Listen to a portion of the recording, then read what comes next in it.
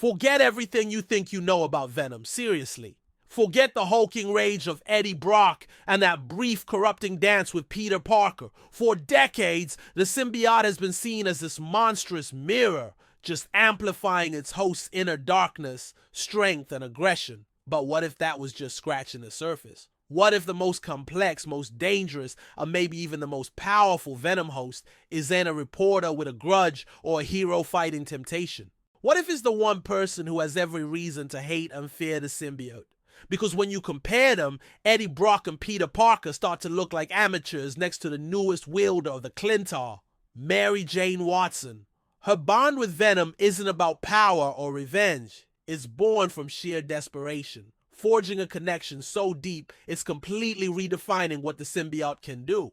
Today we're breaking down the wild new abilities Mary Jane has and making the case for why her totally unique forced symbiosis makes her a more effective Venom than anyone who came before. So how did we get here? How did MJ, the woman once so terrified of Venom she couldn't even stand the sight of Peter's black suit, end up wearing the real thing? It all goes down in the chaos of the Venom War event. At the time, MJ was the hero jackpot, using tech from her then boyfriend Paul that gave her a random set of powers with every use. But it was a huge gamble. One possible result of the device was 3 skulls, a combination that meant instant, painful death. During a losing fight with her jackpot powers failing, a dying MJ found an unlikely savior. The Venom symbiote, itself poisoned and near death, saw a chance for them both to survive. It bonded with Mary Jane, not out of hate, but pure necessity. Its alien biology could stop the fatal flaw in her jackpot tech, and her life force could save it from the poison in its system. This wasn't a team-up, it was a last-ditch biological Hail Mary that fused them together. As the comics show, this isn't temporary. They have to stay in constant physical contact, either with MJ wearing the suit or with the symbiote in her very bloodstream, or they both die. This creates Marvel's ultimate odd couple, trapped together by a shared death sentence. And it's this desperation that unlocks a level of power Eddie and Peter never touched. So what makes this bond so special? It's all about the why. Peter Parker's bond was about temptation. The symbiote offered him more power, but he was always fighting it, rejecting its corrupting influence. Eddie Brock's bond was built on mutual hatred for Spider-Man. That shared rage created the classic hulking Venom we all know. But their connection, while strong, was mostly emotional. Eddie was a willing partner, but they were still 2 minds with one goal. Mary Jane's bond is something else entirely. It's not emotional, it's existential. They are fused together just to stay alive. There's no hate or rejection clouding the connection. There's only the raw, unfiltered potential of a symbiote fused with the unbreakable will of Mary Jane Watson. While other hosts use the symbiote like a weapon, for MJ it's practically a part of her now. This allows for a deeper, more intuitive control over its abilities. We've already seen her manifest new powers, like morphing her arms into symbiote cannons that fire powerful webbing projectiles. This suggests a level of creativity and fine control that goes way beyond the simple tendrils and teeth of the past. The symbiote isn't just a suit she wears, it's a living part of her, and that changes everything. Now for the main event. How does MJ stack up against the legends? This isn't just about who's stronger, it's about who is the more effective and dangerous Venom. Let's start with Peter Parker. When Peter had the suit, he was powerful, no doubt, but he never unlocked his full potential because he was always resisting it. He saw it as an outside force to be controlled.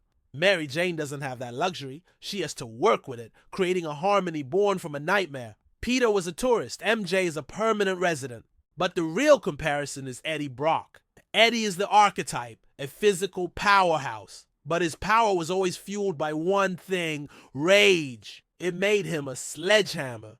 Mary Jane's Venom is a scalpel. Her power isn't just physical, it's psychological. She isn't driven by hate, but by a relentless will to live, which is a far more potent fuel. Her traumatic history with the symbiote gives the dynamic an incredible weight. She understands its darkness in a way Eddie never could because she was its victim.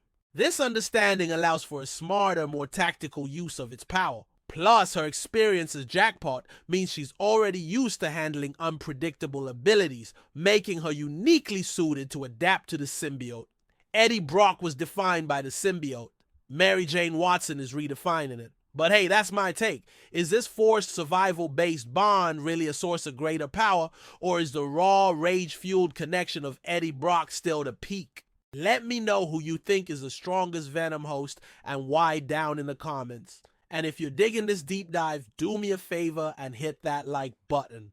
Of course, this power comes at a terrifying cost. MJ's greatest strength is also her biggest vulnerability. The bond is completely unwanted. She is a prisoner to the very creature that once terrorized her life.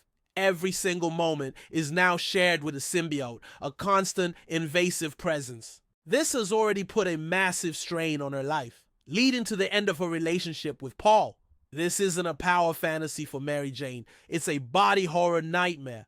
The comics graphically show her body being twisted and tormented by the jackpot tech or fatal malfunction right before the symbiote saved her. She is living in a state of high-stakes codependency. If they're ever separated, they both perish. That psychological toll is immense. Unlike Eddie, who embraced the power, or Peter, who could cast it aside, MJ is trapped. But it is this very trap that forces a level of synergy that's never been seen before. Her weakness is the forge in which her true power is being made. She has to master the symbiote, not for revenge, but simply to see another sunrise. And there's no greater motivation than that. So when you look past just brute strength, a clearer picture emerges. Peter Parker only scratched the surface, held back by his own morals.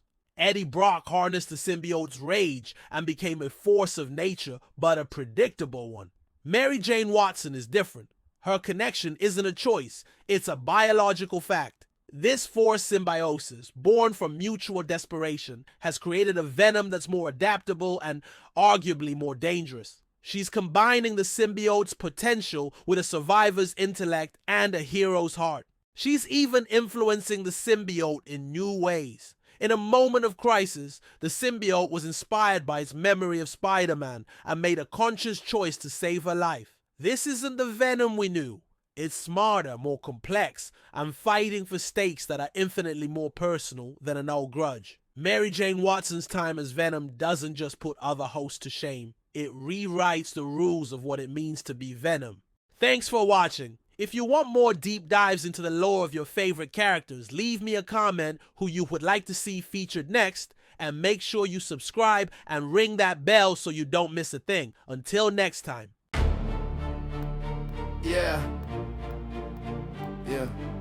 Venomized Cyclops. Right now. Yeah. I'm shadowed by fear. Let them know they can't see my glare. Venomized beast, Cyclops lurking, beware. Twisting fate with a gaze, apocalypse in my lair. Eyes wide shut, world's about to tear from the depths of the